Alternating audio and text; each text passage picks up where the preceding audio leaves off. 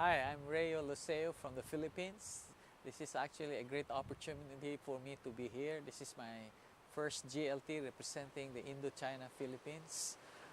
And I'm learning so much, especially to be with our founders and our elders in the mission, that just to interface with them and to rub shoulders with them, seeing their heart for God and their desire to hear God in terms of bringing us on board together and hearing God together as far as what the future would hold for us.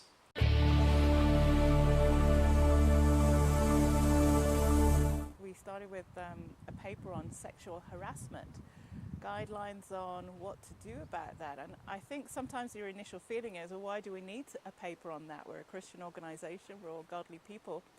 But you know, we're one of these missions that embrace just about everyone, and we come from all different backgrounds. And unless there's something to define what is sexual harassment, what does it look like, you don't know that you might be actually doing something wrong in that culture. And it's good that we take time and look at things like that and put things in place for our own protection. Steve Good asked for those of us that have had people die on our field or region to stand, and it was a very sobering moment for all of us as we saw how many people stood. And we had a very sobering moment this afternoon as we remembered those who had died amongst us.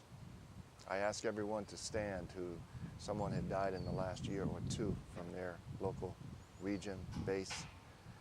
And I was amazed when more than 25 people stood up, and even more amazed when many of them gave multiple names of those who had died in serving the Lord.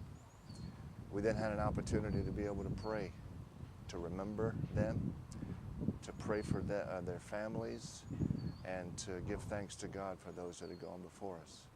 This was a good opportunity for us to remember ywam-memorial.org, which is a place where we can go virtually and remember those that have died before us, read a little bit about them, and see what they have done to touch our lives.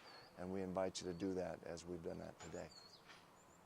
I live in a part of the world where trafficking is a major thing. It's in our backyard, but yet on the surface, for the average person, they're not confronted with it. And here we have the Olympics 2012 in London, and you think that's very far removed from trafficking. What do these two things have to do with each other? And yet what has become clear is that these huge events that gathers people from all over the world, it means too that traffickers, they're planning, they're organized, and they are planning to increase the amount of girls trafficked to Western nations for this event. So as well as thinking, you know, we're wanting to see people on the ground for the 2012 Olympics in London and get involved with evangelism, we also need to be thinking about this issue, which is global. Trafficking is a huge thing, and not just for the 2012 Olympic are traffickers gearing up for, but for 2010 World Cup in South Africa. They're gearing up for that event, they're planned. Are we organized? Are we planned? I think that's a big challenge for us too as a mission. The biggest sporting event is about to hit the shores of the African continent. In 2010, the World Cup will be coming to South Africa. Now with this, Africa will be showcased in all its glory, but we will also face big challenges like human trafficking. They're planning to traffic 60,000 prostitutes into South Africa for the 2010 World Cup event. Now God has raised up YWAMers like Justice Acts, a Ministry of Youth with a Mission, to speak into this area, to make the Christians aware of what is happening, modern day slavery in our backyards, in our city. We want to do something about it. We want to be a voice to the voiceless. We want to speak out about it. And we want to invite you to pray into this area of human trafficking, to come to South Africa during the 2010 World Cup event and to make a difference as a Christian, as somebody who believes that in Jesus we can change our world and make it a better place.